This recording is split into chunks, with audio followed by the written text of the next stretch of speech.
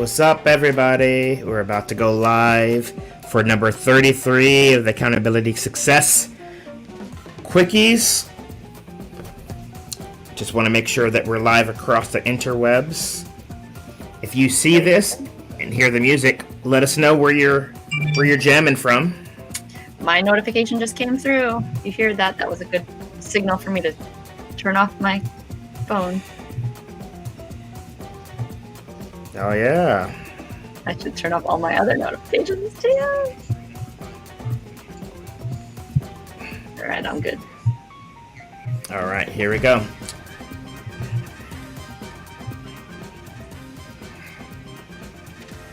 Four, three, two, one, and hello. Yay! There we are. It's been a minute. Hey guys. It's been a hot minute. Hey, how are you doing? How you doing? Yes. This is the Accountability Success Quickie. This is number 33. Yes, we got a lot of threes showing up in this quickie, which means that there's some good luck going on here or something. I don't know. I'm just guessing. I know, right? Yeah. All good things come in threes, or no, all things come in threes. I mean, yes, threes is a good number. And one thing about threes is in comedy we say hit them with threes. It's always about threes. So it's our 33rd one, and we have 3 tips, and yeah, that's it. So this theme may not be something that you like thinking about, just you watching, but it's something that, especially everything that is going on in the world, you may be feeling a bit of overwhelm. Yeah, I'm definitely feeling a little bit of overwhelm. Just got back from a nice fancy trip to Yellowstone, and you can't see it, but this whole place right here over my desk is a mess. That like suitcases still unpacked. Yeah, it's hanging out right with us, and we're gonna squash it today. Yay! So yes, we are going to buckle your seatbelts, get ready. We're going to talk about how to deal with overwhelm. Oh my gosh. So anyways, April, I think we should just get into it. What do you think? All right, you want me to do the first one? You should do the first one. You should kick off the very first one. And all right. So before I preface number one of the things that we are focusing on at the Accountability Success Circle this week or this month is self. So we're looking at and exploring different aspects of our individual character. And one of the things that we see very often in our community are people, because they're all trying to accomplish goals and they're trying to juggle a lot of things, it's very easy to get overwhelmed. So the first tip, and this is always the first thing that I tell people to do, is ready, number one, brain dumping. The concept of brain dumping is so important because when you start to notice that you're feeling overwhelmed, a lot of times it's because you have your list of things that you need to do in your head. Oh yeah, I need to call and reschedule this massage, and I need to finish this job application, and I have to make sure that my kids did the work that they were supposed to do, and I have to figure out, like, I guess still gotta buy the groceries, and there's laundry in the dryer, and it is impossible to hold all of that information in your brain without you going insane. So sometimes when you feel that pressure start to increase, what's really, really great is just, kind of wiping the slate clean, grabbing a blank piece of paper and just writing down everything so that you don't have to save it in your brain, and it kind of releases some of that overwhelm to start. So this is like a really great first action step once you start feeling the overwhelm. Gary, did I miss anything on that, or do you have anything to add? No. Get it out of the head onto paper. I know for a fact, personal story here is, I feel like I'm just holding it up in my brain, and it's taking up a lot of psychic energy. And there's just something about journaling it, getting all out, and it just feels like there's just this release after I'm done, and it's like, and I feel so really, I feel so good. And so yeah, get it out on paper, and that's a good segue into our second tip, which is all about time boxing. So once you get everything out on paper, now let's start to separate. Let's start to make priorities. And for some of you overachievers or recovering procrastinators or whatever the case might be, you may think like, well, I have so much that I'm trying to do.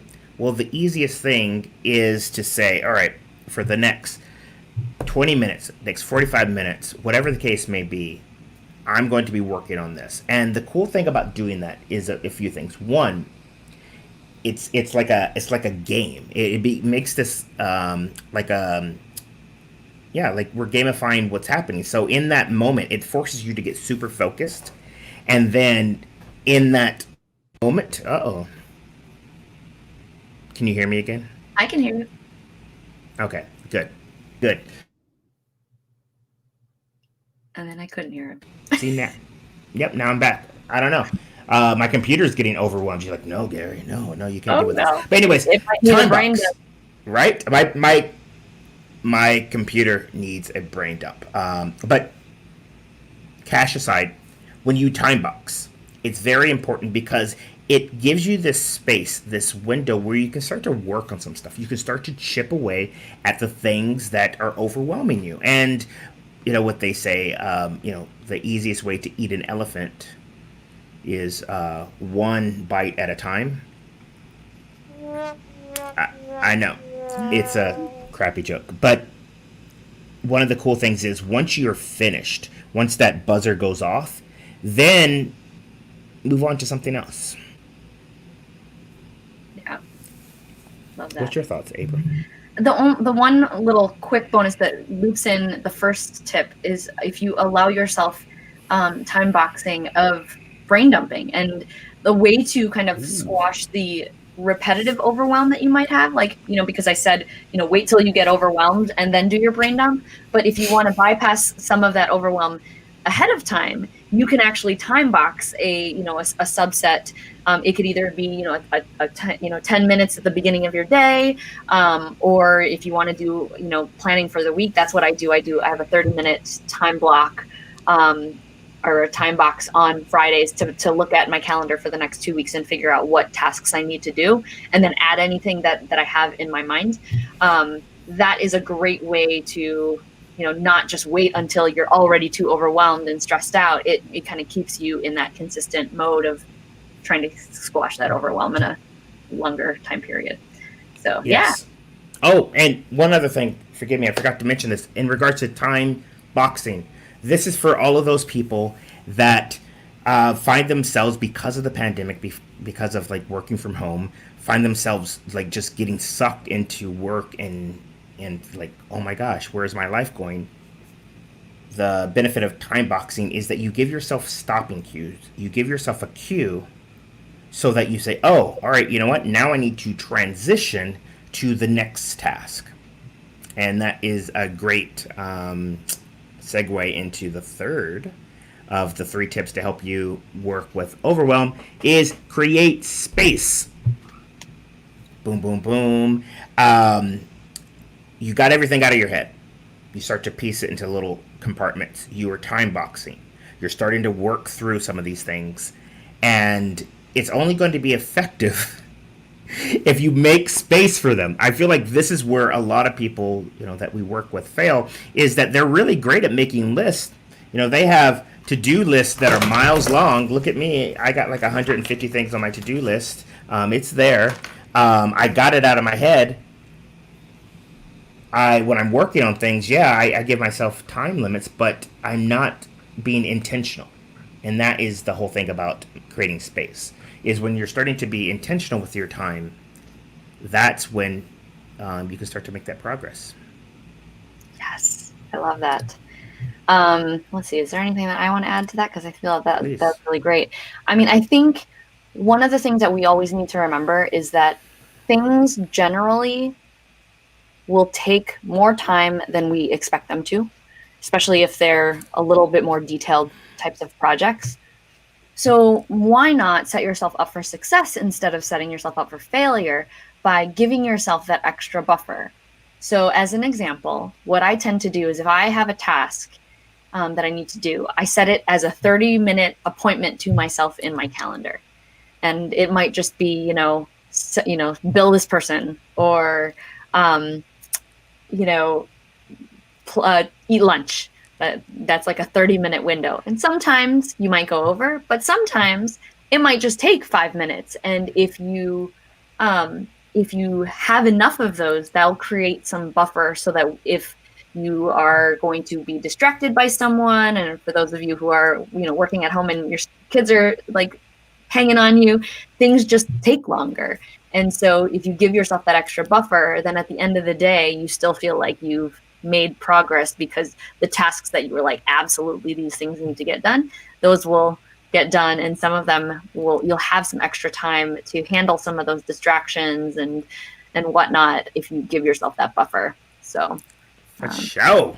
Yeah. And I mean, even in terms of space, like give yourself, like just in general, like give yourself time to have leisure. Take a break from working, making sure that, that way, if unexpected things come up, you're not like, oh my God, I'm already filled to the brim, and now I have to add this new thing that's urgent. And it just pushes everything else aside. So, give yourself that permission to move a little slower, even though I know it's so hard to like imagine that as a possibility. Give yourself that permission. And, COVID has given us that kind of enforced, you have to slow down, but let's embrace it instead of feeling like it's trapping us and we're not getting anywhere. So I think that's all I have to say. Is there anything else that we need? No, that is those are the three things. Make sure that you dump everything out of your brain. Once you dump it out of your brain, time box so that you can actually start to chip away at some of that stuff, and then create space. Be intentional about it. And the intentionality, that goes for your leisure time as well, folks. I talked about this in my TEDx talk about how play saved my life. Once I started scheduling play, even for 15 minutes, I started to reap the benefits. So if you're a busy person that's like, I don't know how I'm going to fit this in, schedule it. And maybe that even means scheduling time to go lock yourself in the bathroom away from your kids so that you can have a chance to breathe. Your scheduled poop time. And one more thing that we wanted to say as we say goodbye is that some of this conversation, or some of the content in this quickie, has been inspired by our upcoming webinar, which will be next Wednesday on August 19th at 10 a.m. Pacific, 12 p.m. Central, and whatever other time zone. Just do the conversion.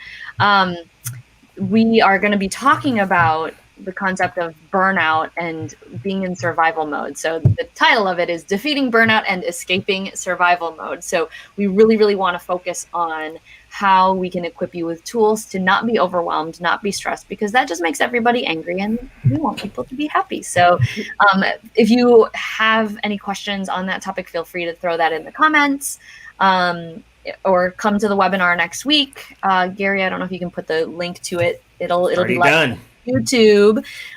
So definitely check it out, and feel free to interact with us, and we'll have an awesome special guest who just got a book out. And this might be a really great webinar, especially for people who are parents as we're going back into the school year. So I think that's it. So if you want to know anything else about the Accountability Success Circle and want to join this awesome community, go to accountabilitysuccesscircle.com. And we will see you in the next little bit with some other wisdom in a quick fashion. Right, so. Exactly. So it was good chatting with you, April. I'll see you next time. It was good chatting with you too. All right. Bye, everyone. Going to play. Yep. Usually when that music starts. I'll just do the music. Thank you, April. See you next time.